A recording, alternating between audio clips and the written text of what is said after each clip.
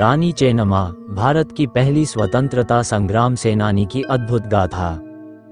भारत के स्वतंत्रता संग्राम का इतिहास वीर नायकों और नायिकाओं से भरा हुआ है, लेकिन जब भी किसी रानी की बात आती है तो अक्सर झांसी की रानी लक्ष्मीबाई का नाम पहले लिया जाता है।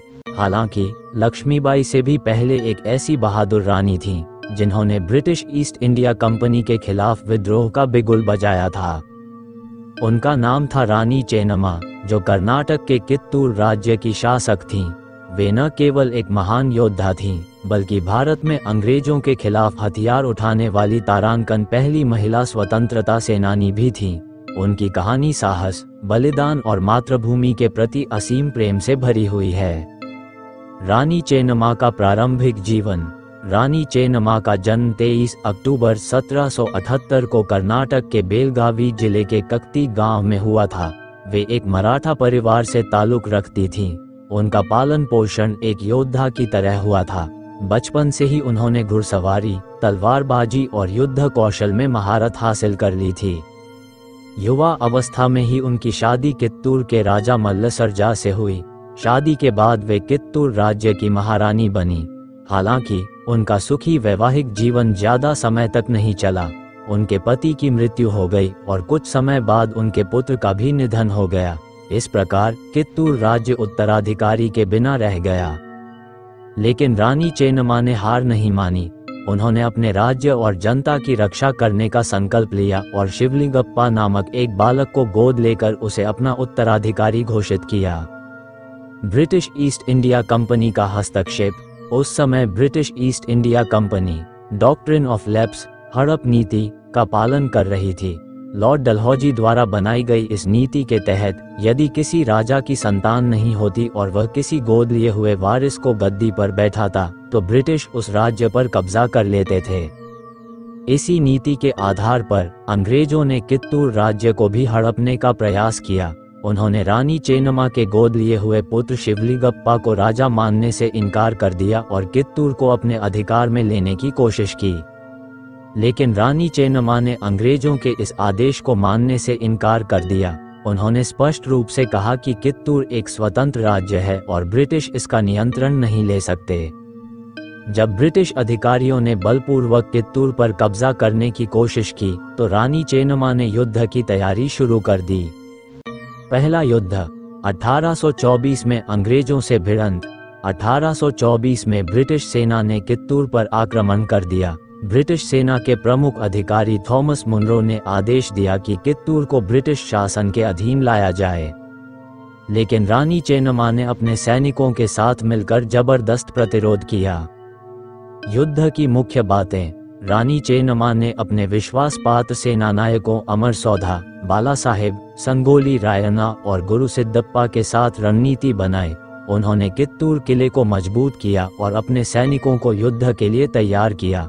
ब्रिटिश सेना की संख्या बहुत अधिक थी, लेकिन चेन्नम्मा और उनकी सेना ने वीरतापूर्वक मुकाबला किया। इस युद्ध में रानी चेन्नम्मा ने ब्रिटिश सेना के कई सैनिकों को मार गिराया और उनके 2 महत्वपूर्ण अधिकारियों को बंदी बना लिया।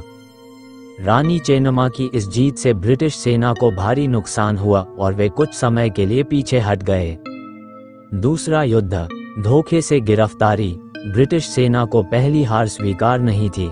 उन्होंने अपनी सेना को और मजबूत किया और जनरल चैपलिन के नेतृत्व में कित्तूर पर दोबारा आक्रमण किया। इस बार उन्होंने कूटनीति और छल का सहारा लिया। ब्रिटिश अधिकारियों ने रानी चेन्नम्मा से शांति वार्ता का प्रस्ताव रखा, लेकिन ये सिर्फ एक छलावा था। जब रानी चेन्नम्मा बातचीत के लिए आगे आईं, तो अंग्रेजों ने उन्हें धोखे से गिरफ्तार कर लिया। इसके बाद उन्हें बेलहोंगला किले में कैद कर दिया गया।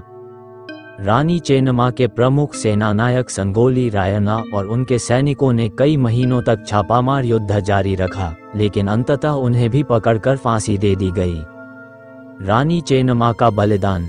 21 फरवरी 1829 को बेलहोंगला किले में कैद रहते हुए रानी चेन्नम्मा की मृत्यु हो गई।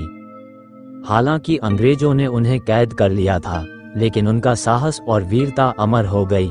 वे भारत की पहली महिला स्वतंत्रता सेनानी बन गईं, जिन्होंने ब्रिटिश साम्राज्य के खिलाफ खुलकर युद्ध किया था। रानी चेन्नम्मा की विरासत और सम्मान।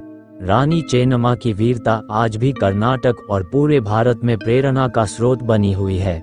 कर्नाटक में कित्तूर उत्सव हर साल मनाया जाता है, जहां उनकी वीरता को श्रद्धांजलि दी जाती है। बेंगलुरु और नई दिल्ली में रानी चेन्नम्मा की भव्य प्रतिमाएं स्थापित की गई हैं। भारतीय डाक विभाग ने 1977 में उनके सम्मान में एक डाक टिकट जारी किया। कर्नाटक में कई स्कूल, कॉलेज और संस्थान उनके नाम पर हैं।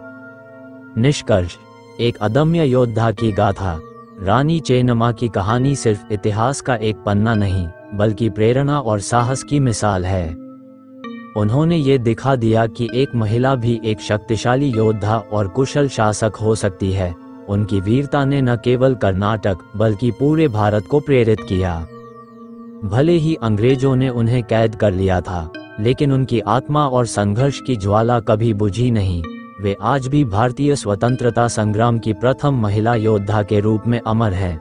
अगर झांसी की रानी लक्ष्मीबाई को 1857 के विद्रोह की नायिका कहा जाता है, तो रानी चेन्नम्मा को भारत की पहली स्वतंत्रता सेनानी कहना गलत नहीं होगा। उनकी कहानी हमें ये सिखाती है कि साहस, संकल्प और मातृभूमि के प्रति प्रेम से बड़ी कोई शक्ति नहीं होती। रानी चेन्नम्मा का साहस कभी नहीं मरेगा, वह हर भारतीय के हृदय में जीवित रहेगी।